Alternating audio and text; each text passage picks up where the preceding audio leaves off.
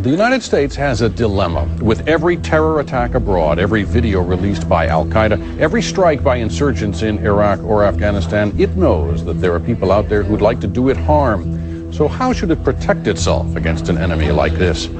One answer may be rendition, the process of picking up terror suspects and sending them to foreign countries for interrogation. It is controversial, secretive, and in Canadian citizen Maher Arar's case, it was wrong. Maher Arar's terrifying journey began in the summer of 2002, when he was detained while in transit at JFK Airport in New York and told he was to be deported, not to Canada, but to Syria, the country of his birth. They wanted to torture him, but they didn't quite have the wherewithal, the guts, let's say, to do what they really intended to do, was to torture this man. So they franchised the torture. They knew the Syrians wouldn't blink at torturing someone. My nerves, I can't control myself. It's so scary when you hear people being tortured. It's so scary when you are beaten. And I would just say anything they want, just to stop the torture. A U.S. State Department official did say the U.S. never had any intention of mistreating Arar. My understanding of this is that he was, at the time, U.S. officials made a determination that he posed, based on the information that they had, that he posed a threat. So he was removed from the United States to a country of his citizenship, Syria. It was done after there were assurances that his treatment would meet the standards of the Geneva Conventions. There were steps. I think General Ashcroft confirmed this publicly, is that there were assurances sought that he would not be tortured from Syria. We knew damn well if he went to Canada he wouldn't be tortured. He'd be held, he'd be investigated.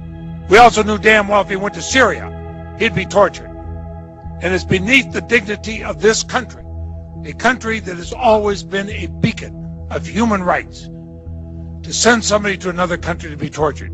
You know, and I know, that has happened a number of times in the past 5 years by this country. I'm not suggesting that I will not be able to answer your questions. I'm just suggesting I can't do it. I can't do it today. Why? Sir, there is not a position. I can't represent the position of the executive branch on this particular issue, but I think in a relatively short period of time, there's more information that I should be able to share with you, and hopefully that we can share publicly. Well, why was he sent to Syria instead of Canada?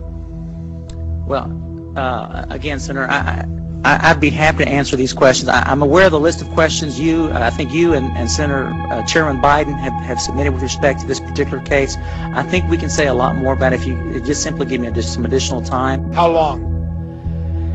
I'm hoping that we can get to the information next week.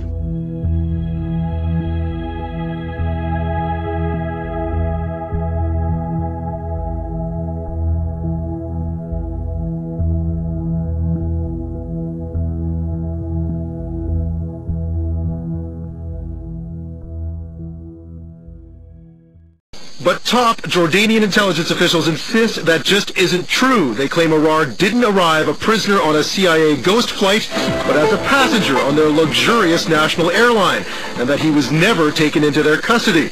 Instead, they told a UN special envoy on torture that Arar was asked to leave the country because he was on a terror watch list, that he was told he could go anywhere he wanted to go, and that he actually asked to be driven to Syria, which they did.